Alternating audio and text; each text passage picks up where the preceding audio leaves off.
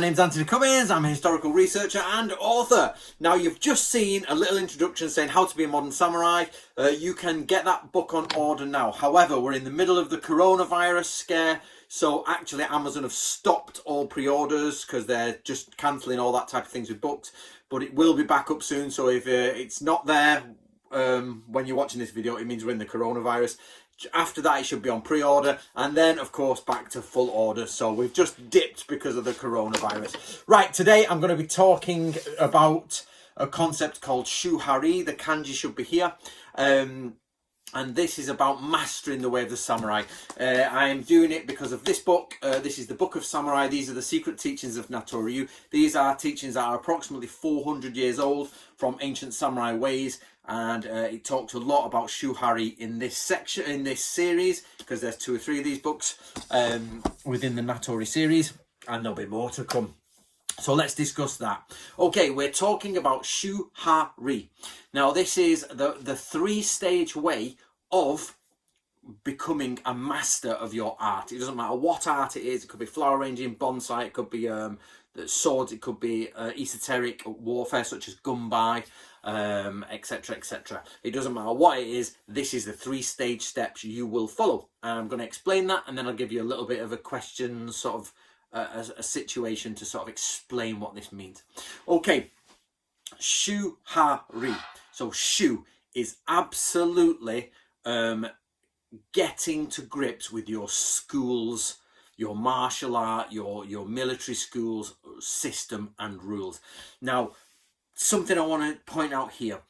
Very few people ever go past this stage.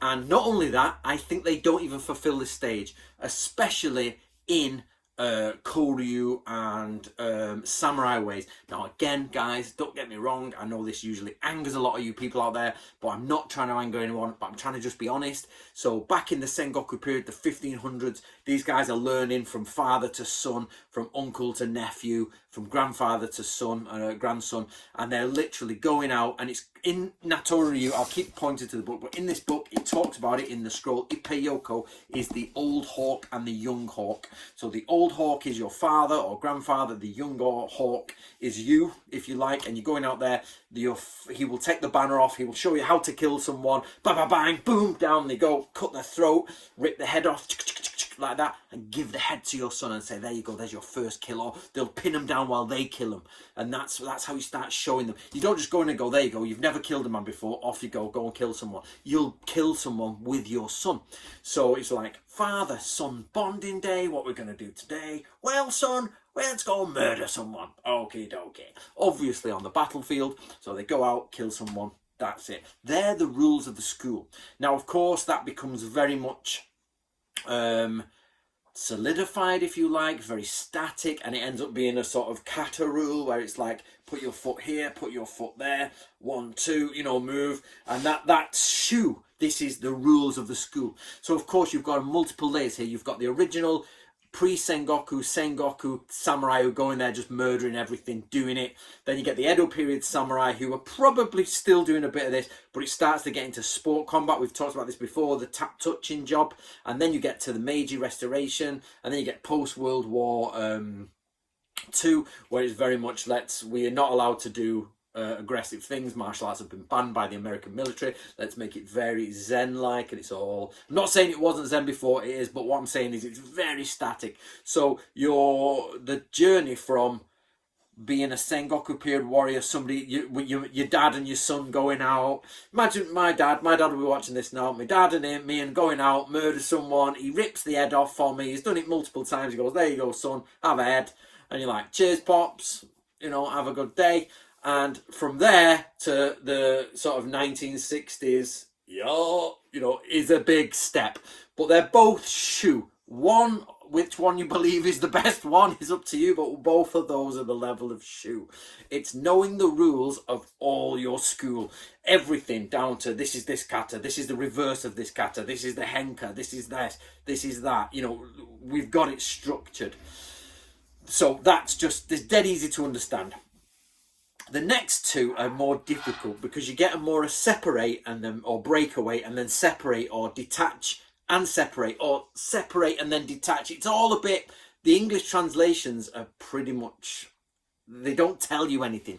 So I'm going to avoid the direct translation. The first one is follow the rules, know the rules, and just become shit hot at the rules, yeah? Get your stuff done. The next one is you start to understand that you can break away from the rules, this detach, this separate idea. Now this, I have been told by a Japanese Ikebana student who helps me a lot. So a lot of you people don't know this, but there is another person, not in my team, they're not in my team, they're not qualified like that, but they are a Japanese person. They do Koto, they do Ikebana, they're very, you know, good. They're a solid Japanese speaker, of course, so they're Japanese. They live in Iga, and all that. So my contacts go quite far and stretch quite wide, guys, when it comes to this community. They keep their ear to the floor for me for anything. And they do it through Ikebana, and they say what they do in Shuha, what they actually do is sometimes study other schools. So we talked about Miyamoto Musashi the other day, studying other schools, or maybe not studying, but observing other schools and saying, well, that's not right and this is right. So the idea is they in Ikebana go and study other schools and say, well, our school does this and they do that, and how can we find that, the differences, that movement between them. But it also means if your school says this, and that's where more of the henka might come in, and this changes, well, we can do that, and what about this situation? Well, we can apply those two together, so we'll do the first part of this. I remember going to see Otaki Sensei, and it was amazing. It was about the third time I'd met him, and I had an interview with him, and we were training in the hall. I was not training, don't get that wrong, and my friend was training, and we were there, and we were watching them train, and he was like, we do this move, but he said, actually, each move is slightly off and you can kill. So it's 1 kill, 2 kill. Instead of click, click, click, click, click, click, click, bang, it was click, bang, click, bang, click, bang. He says there's a slight change, which is quite well known in Koryu. You know, it's quite well known. But the point I'm making is there are slight variations. Now this again gets complicated because, like we talked the other day about Shinkage-ryu, so we talk about this one, boom, or swapping the hand and doing it that way. So you've either got the idea of with this hand or with this hand, which way is it round? That's a variation. There's a difference between what Otaki Sensei was teaching, which is like the kata says this and then we move here, but actually it's this and then kill, and then there's this and then kill. So the idea is there's like move, move, move, but then it becomes move, kill, move, kill, move, kill, because then they break the kata down, or the waza, whichever way, into the various sections of ways to kill other people. And there's a big difference between that and a different skill. So a series of skills within a kata that are broken down and used as they are taught in the kata is different to 2 branches of a school doing different things. That's different, okay? So we've got to be careful of that. So let me quick round up. So we've got the original one, which is your do all the katas, do all the bits. The next one is know that you can break away and do different things. Again, I know I mentioned henka before, which, sorry, for those people who don't know, means changing, alternative version, basically. But it depends where you want to place the henka. The first one can be like, this is this one, we reverse it this way, or we can then use that somewhere else. But there's also the merging of multiple skills. So I've used this to that to move this, I'll bring that in, and that's how it works. We're starting to go for it.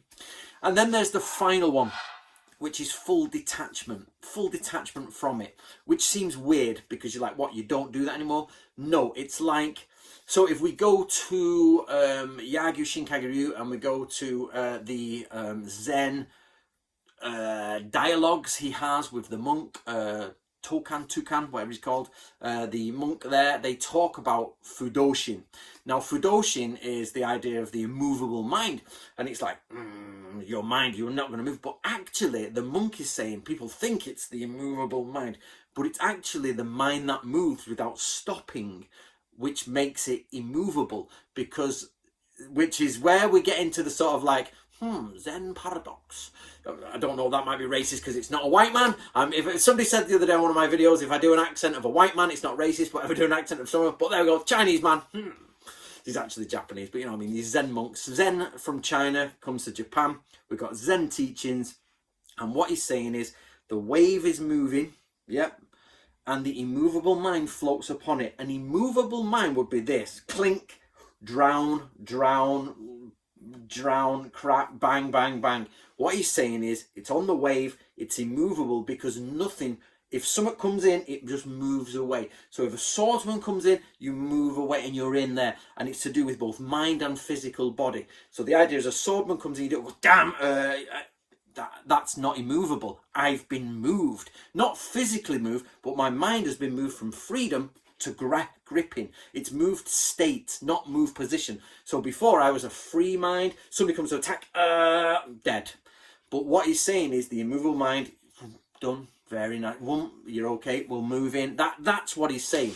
So the idea here on this shuhari is that you have attained such an understanding of the rules, of the henka, of the movements, of the changes, of the other schools, of all the different things that splicing together, that you let them break away. You don't think about it. You achieve, in this sense, fudoshin, the immovable mind, which does not mean immovability. It means the free-flowing mind that reacts in the correct way. So the actual way to translate fudoshin would be the mind that will move with the situation and not focus upon a single thing, and therefore cannot be forced into a different state by an external person or object or thing. That is fudoshin, okay? The Zen concept. There we go. I told you guys, this decade we're going to start getting more Zen. So I know you guys followed for like 10 years, some of you, and I've been like, no. Now we're going to start pulling it in. Right, so this idea that you've learnt the structure, you've learnt to break away and mix the structures, you've got rid of everything and you react perfectly to what needs to be reacted to, whether it's military, whether it's the way you chop your bonsai tree, like click, click, click, click, click, click. Yes, that's that's a bonsai tree, yep. So for example, you go to a bonsai exhibition, I've been to them in Japan, very nice. You get trees that are like, follows all the rules, but it's a bit boring. Then you get one where it's not that it's gone outside the rules, but there's no clear rule there, and they've made a story within the tree. The wind's coming this way, and this has happened, and this is coming this way. And you're suddenly like, oh my God, it's flowing, it's a wonderful tree. It's an award-winning bonsai tree. Perfect. That is shuhari. So they've mastered that. So let's talk about that, though, from how shuhari looks. Now, this is where everybody slips up. Shu is where most people live, here. I've never seen anyone get to hat, and I've never seen anyone get to re beyond probably fencing masters, boxers, racing car drivers, fighter pilots. So they're the sort of people where it's the best of the best who let go. Let's imagine Top Gun the film. The idea is Top Gun the film. He's a good example of it, actually. All the other people are in the school, learning their stuff. You got to do this, Mach 7, do this. I inverted it and give it the bird and all this. And we remember that film from a kid. But Maverick, being a Maverick, is like, he can do it all, but he doesn't follow the rules. It's not that he's doing something different. He just knows where to do what, but it doesn't quite fit into the sequence of things. So in the book, in here, it's actually in the next one. I should bring that downstairs, but basically the green one in a scroll called Heigu Yoho, important points on military equipment.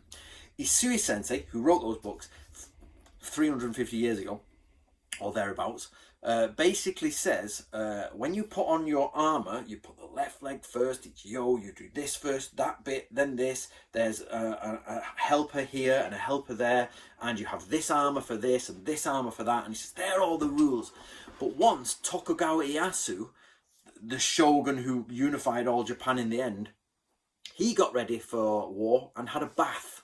So where everybody else was doing the correct ceremony, they chant their teeth 32 times, and they say a certain ceremony, and then this leg is on. They prepare their ikebana, which is the flower arrangement. They then have the ritual meal and throw it to the side. And all the people, all the samurai in his retinue are doing all this the correct way. Shoo. Tokugawa Ieyasu is in the bath, scrubbing his nuts, and he's like, yeah, bitches, and he's probably shagging a few concubines, and he's like, yeah, flout those rules. And he goes to war, putting his armour on as he's getting on his horse, and he's like, yeah, whatever. Now, if that was a lower level student, people would be like, you don't have a clue what to do. But the point here is that Tokugawa Ieyasu has gone from, in military combat, gone from understanding as a hostage as a child how to do it, gone to the next level of assessing everyone. Remember, he's known as the patient one, so he's assessed everybody, Terminator style. Yep. And then he's like, I know what I'm doing. And then he goes off and does it, and he becomes a bit of a military genius. We don't really appreciate Tokugawa Ieyasu's military genius, if you like, so much because you forget he doesn't like Takeda Shingen's doing this, Nobunaga. So how can I say this? So Nobunaga is like literally goes from nothing to taking over the country in a time when it was really difficult. And you know what? He only just got Tokugawa Ieyasu under his little belt a bit, and even then he was like, and Hideyoshi was struggling to like knuckle Tokugawa down. They only just got him there, but then he waits and he goes in. So remember, Tokugawa Ieyasu is fighting off some of the best ever warriors in Japan, and he ends up through patience succeeding. That's why he can get out of the bath, putting his armor on, and everybody else is doing it in the right way, because he has measured it. Now, if someone else who's a low-class samurai is like just late, gets up late, picking his ear, and he's like, I'm going to have a bath, and they're getting a bath. So let's imagine in this situation, the two baths are next to each other. The samurai who's really low, he got leathered the night before, he gambled his money away, he's lost half his rations, he's like, his money went to some like, he used his rations to make vodka, basically out of rice, sake and all that, and he slept with a load of girls, and he's running to get into line with his armor on, and he's half drunk. Versus Tokugawa, who's getting a bath, slept with lots of women, was drinking last night, but then gets in a bath and goes to war. One is at shuhari, one is at ri. They're shuhari. They're at the different ends of the scale. So what happens is a lot of people at this end, they say, oh yeah, you're doing it wrong, you're breaking the rules, and it's like, you're getting it wrong. But there's a big difference between two people who are doing the exact same thing. Two people are having a bath while getting ready in their armor, just throwing it on and getting on the horses and rushing off to war. One of them is an idiot. One of them is perfect as a tactician. There's a big difference between the two. And it's hard to describe how you get there.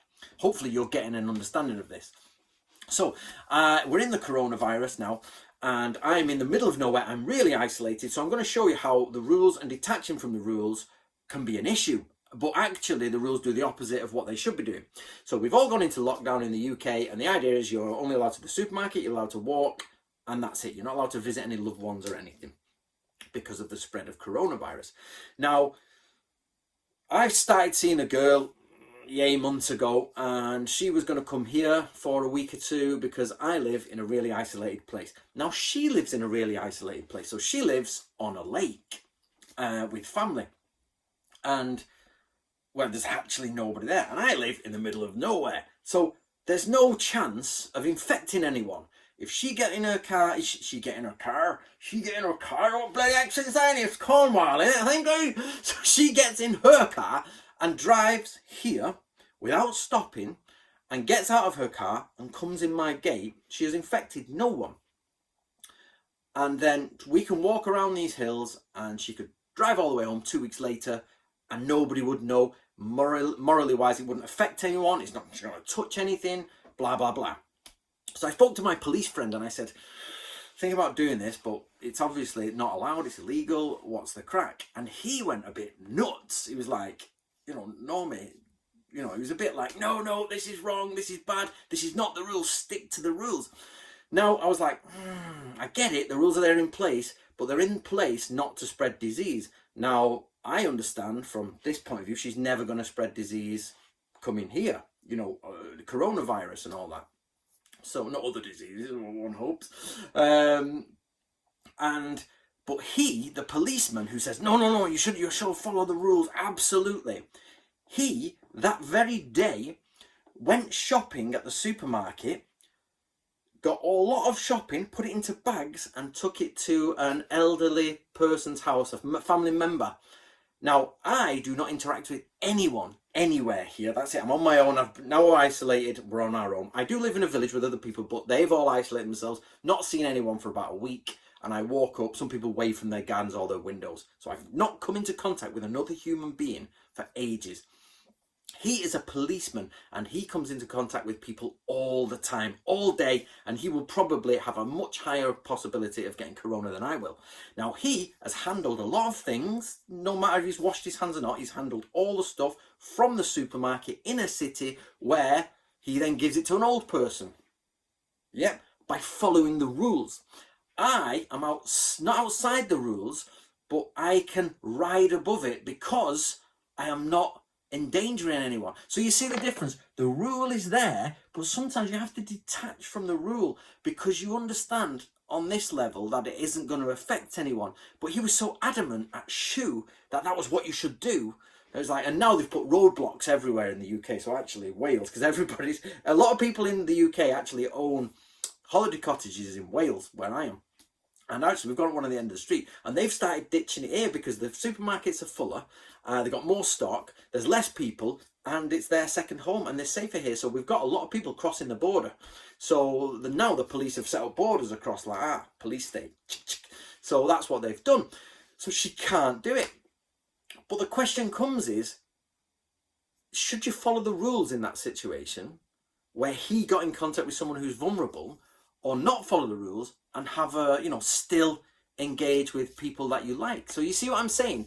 Sometimes you break the rules and sometimes you don't. Whereas somebody else, so let me now go to show you somebody else who wouldn't be able to break the rules, is somebody says, I just want to go to my girlfriend's house, then we're going to go to another friend's house and have some drinks, and then I'll go to my grandmother's house. They're breaking the rules. But I would be breaking and she would be breaking the rules. So technically, we're both breaking the rules, but one's detached from the understanding of rules and laws. So by laws, I mean ho, the Japanese kanji for ways. So what you get here is that two people, me and Joe Bloggs, are there, and Joe Bloggs goes to his girlfriend's house, touches everything. His girlfriend also has friends come round. They all have a laugh, play on the PlayStation. They're isolated in their house, but then they all go back to their own houses and see their grands and grandmas, and say, let's say 4 people die from that interaction. Whereas if she comes here, we see nobody. She goes back, she sees nobody. Everything's fine. You see what I'm saying? 2 ways to break, detach from the law, the way, but one of them is on the path of mastership, and one of them is just wrong. It's the same for Tokugawa Ieyasu. He knows the guy at the left of him there taking a bath, who's a bit hungover, he's not on the same level as him, detaching from it. So let me give you another example. So with this coronavirus, people have divided into 2 sections. One of them is like, we've got to look after everyone, somebody's cut their toenails, everybody's upset. And then there's the sort of like, let them die, whatever, life's life, let them die. And you've got 2 polar opposites here, where they're like, let's get rid of this, cull the weak, the old, so what? Now, on one side, people are like, that's horrific. And on the other side, they're like, well, you're just stopping the world for what? Percentage-wise, a really low amount of deaths, but the possibility of contaminating a lot of people and have a high level of death. So you get this argument between the 2. But what about a person who walks into the middle of London, just says, forget, die, I die? Now, there's 2 people there that could do this. The fundamentalist or the crazy person. So let's call it the Black Plague, right? We're actually on the Black Plague, worse than the coronavirus or the Spanish flu. So basically they say, it's all right, mate, whatever. I'm just going to go out there and whatever happens, happens. Now, probably he's not considered the reality of that. That's more just a bravado statement. Then let's say you've got a Muslim terrorist, a Christian crusader, a fundamentalist. What about the American? Yeehaw! The guys who yeehaw's my go-to American thing, but the ones who hold the poisonous vipers. Kiss the serpent snake. Yeah, ye devil, yeah. I don't know what accent that is, but you know what I mean? They're like, if I get bit, I get bit, and half of them get bit and die. So you've got those types of people who are either fundamental or just ridiculously stupid.